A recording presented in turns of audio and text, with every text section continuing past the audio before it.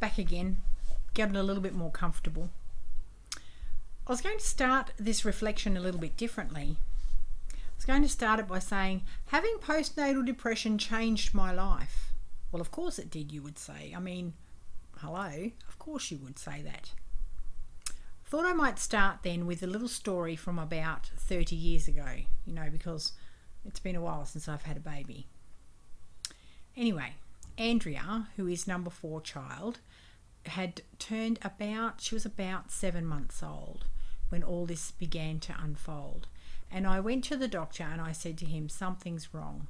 This baby is 7 months old and I'm not sleeping, and I don't think I've slept for 7 months, but I'm tired all the time and she doesn't nurse properly and there's all these things going on. And so he sort of checked with me and said, well, how old are your other kids again? And I sort of went, Josh was 3 and Anthony's 5 and Jamie's 7. And he said, well, no wonder you're tired. And so I sort of, that's sort of the standard answer. And he said, have you thought that you might have postnatal depression? And I said, well, I did actually, because I've sort of felt like this since she was born. But it didn't follow the normal pattern. I wasn't crying all the time, all those things that you sort of equate to depression. And so I hadn't really considered that it was something, that it was actually a thing. So he sent me for a blood test and it came back that my hormone levels were low and that I most likely had postnatal depression. And he wanted to give me tablets. And I said, I don't want tablets. You can't give me tablets. I'm trying to nurse her and I've got to function with all these other kids. And I'd heard some really bad reports from antidepressant tablets. And so I didn't want any, and I wouldn't be convinced in any other way, which was a really stupid thing to do because they are a great tool. I mean, you take a Panadol for a headache, you take these tablets if there's something wrong. So anyway, I tried to muddle through on my own. And eventually, after a couple of weeks, realised that wasn't going to happen, and I did take the tablets. But whilst I took the tablets, I also had to go and find some psychological counselling. So we were poor. We were one income family back then with 4 kids under 7, and it was never going to happen that I could afford to pay a psychologist or a psychiatrist or anyone for that matter. I was flat out paying for a doctor. So my doctor, who was great by the way, he knew of a community centre which was just in the next suburb over that had some support groups for for women who had suffered at the hands of domestic violence, which wasn't me. And because Rick's always been an awesome husband, and also for women who'd been abandoned by partners and husbands and what have you, so on and so forth, which again wasn't me because, as I just said, Rick's been an awesome partner and husband for all of our married life. And so I didn't think it fit, but he sent me over there anyway, and he said, just explain it to them and you'll be right. So I went over and I talked to them, and I found out that the group of women that met for the survivors of domestic violence was a Christian group of women run by an ex-nun, or a nun who had left to get married, who had never suffered domestic violence. She was like me. She was in a good relationship with her husband, had never had any issues, but had really, really suffered at the hands of a parent who had abused her when she was a child. And sort of little alarm bells ticked off in my brain because that actually was me. And she explained that the group was not just for women, battered women who were in marriages that were bad, but for all women, or even indeed anyone, who found themselves victims of violence in some way from someone, usually from a man. So, and she said, and even if that group can't help you, they can give you respite because we've got free babysitting if you take the group. And the free babysitting was what? actually got me in the end. So I would take the 2 older kids to school in the morning, drop them off at school, and then I'd go to the community centre and drop Andrea, the baby, and the 3-year-old, who was such a handful, in at the little in-house daycare centre that they had there. And I'd go and sit in this little group of Christian women for an hour and a half twice a week for a year. And I have to say that it was the absolute best place to be, to have some respite, to find that comfort, that safe place to be. Oi. So I'm just going to stop the video and come back when he's finished coughing. You know what they say about never working with children and animals, and here I am telling you a story about children and working with animals. Anyway, it's dealing with old animals. Poor old George, he's struggling a bit. Now, where was I? Okay, yeah, so I was at this community centre with this group, and I have to say that the biggest respite, or the biggest catalyst I get for change, within this year that I spent with this group, was twofold. One was that the respite I got from having the children in that hour and a half of care once or twice a week was absolutely amazing. It gave me that breather, that space that I'd never been able to find before, to actually think about and reflect on my own life and myself. And the other thing that was amazing about it was the group itself. Now, I was probably a part of this group for 3 months before I even ever spoke.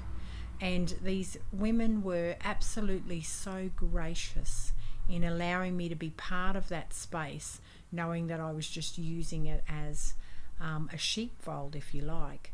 I was hiding in a place of safety and security without ever having to face the real world outside. So that time in my life became a catalyst for not just a change in my life, but a change in direction in the way that I not only lived my life, but understood my place within life, if you like. And even my place within the overall scheme of things in God's realm and God's partnership with me. Up until then, it had sort of sat in the back of my head as a bit of a nice idea, but had never really hit the ground for me. And I'd always kind of blamed that on being busy and raising children and sort of dealing with everything else that I was dealing with. So that postnatal depression became the catalyst, if you like, for breaking my apathy and my perceived truth. And I say perceived truth because we end up believing the lies we tell ourselves. Let me just tell you, we believe the lies we tell ourselves. Now, this breaking of the apathy and perceived truth didn't happen overnight. Of course it didn't. But it was the beginning of my choice, if you like, to follow where God was leading, to actually listen to God's voice and recognize that voice that I'd always known and always followed, but hadn't really made a conscious effort.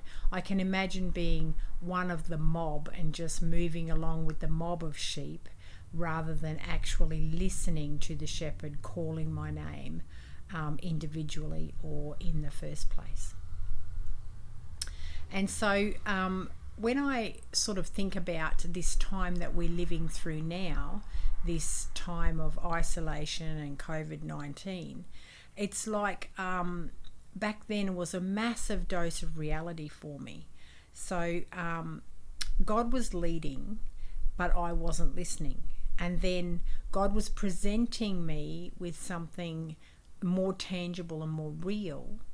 and calling me to listen more intently. So instead of my perceived truth or the lies that I told myself to function, I began to understand some of the truth, the real truth, the truth of God, the truth of existence, and the truth of connection through Jesus Christ and through what was achieved for me on the cross. And so this time that we're living through, this reality of COVID-19, this sort of surreal reality, if you like, wrapped up in this little individual package of unseen virus, has kind of caused more changes to human society in a very short space of time than almost anything that ever went before it. And so we've sort of been smacked in the face by a reality that we didn't even know was right there. And pastors and teachers and scientists and politicians and leaders and followers throughout history have tried to force this change with humanity, and this little tiny invisible virus has done that. This change in truth and direction. So the media speak of a once in 100-year event with this COVID-19, but I would suggest that it's actually a once in a forever event.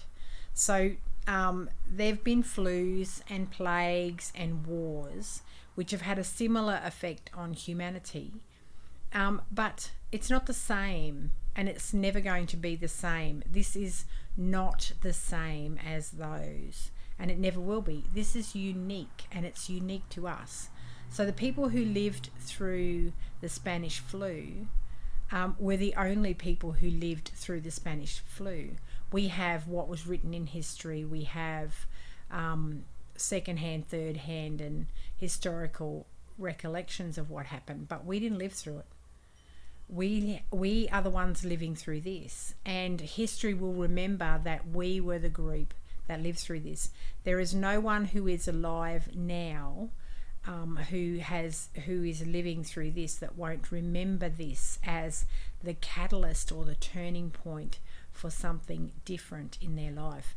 Perhaps it's the movement in and out or through.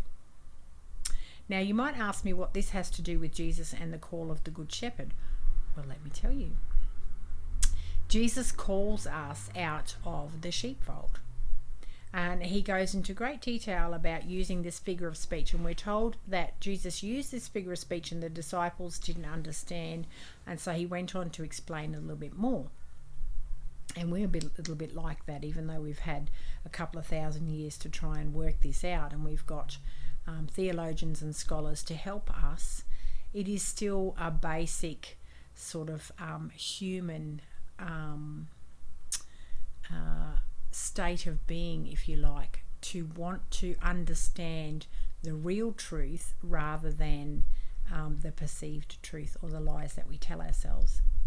So Jesus calls us out of the sheepfold, which basically means he calls us out of the safe and the known into places of fear and trouble. So does that sound sort of familiar? You see, the sheepfold is really safe, and I don't know if you've had access to it, but I put a photo up of the sheepfold, the little rock wall around a space where the sheep go, and so the wolves and the bandits and the thieves can't get the sheep while the shepherds sleep. So the sheepfold is nice and safe, it's closed and it's protected, and the sheep are very safe in the sheepfold and they can relax. They don't have to worry about what might come and get them. They trust that the shepherd won't let anything in through the gate, won't let anything climb in over the wall, and that they are safe. There's no worries and no stresses in the sheepfold. There's no diseases or struggles or unknown elements. The world in the sheepfold is nice and safe. The big wide world is not so safe. The outside of the sheepfold is not so safe.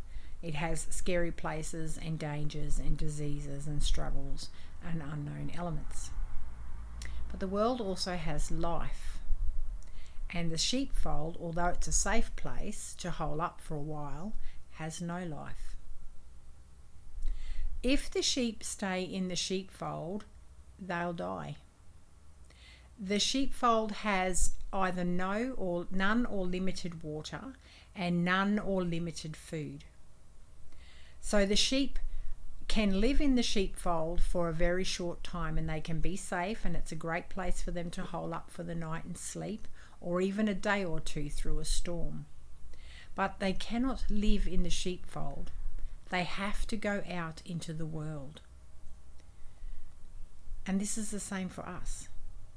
The sheep must leave the sheepfold to live. This is what Jesus calls us to. In this time of COVID-19, when we are holed up in our sheepfolds, nice and safe, Jesus calls us out. Now, he doesn't call us out to disobey the laws and to not stay safe or stay home or keep ourselves isolated. That's not what I'm meaning. What I mean is Jesus calls us to life outside of the safe and the known, if we use it metaphorically rather than actually.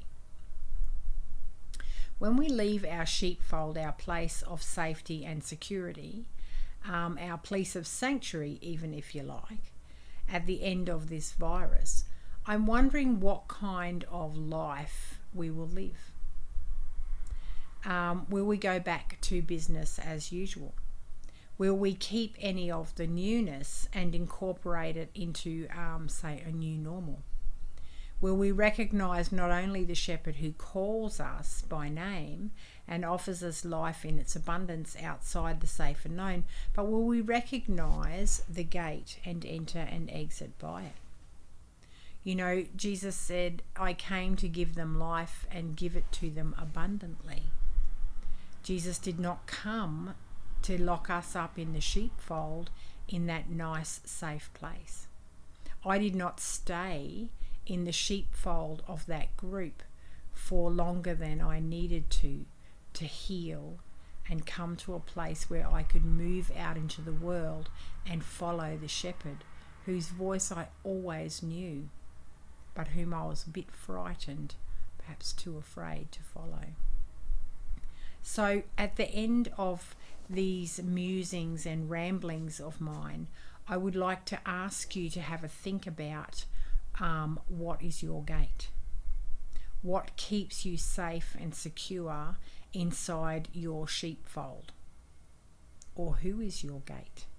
Who calls you to safety and then out again into life? Do you have life in abundance? And what does that abundance look like and feel like and behave like in the face of this disaster that we're living through now? And what might it look like as we move from the safety, the safe sheepfold of isolation back into the communal life that we were called to, not only by God, but by right of our birth as humans.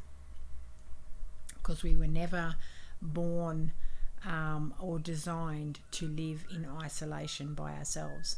We are designed to be in community, in relationship. And it's why God, our Trinity, Trinitarian God, Father, Son and Holy Spirit, that lives and has its being within relationship, calls us to that relationship.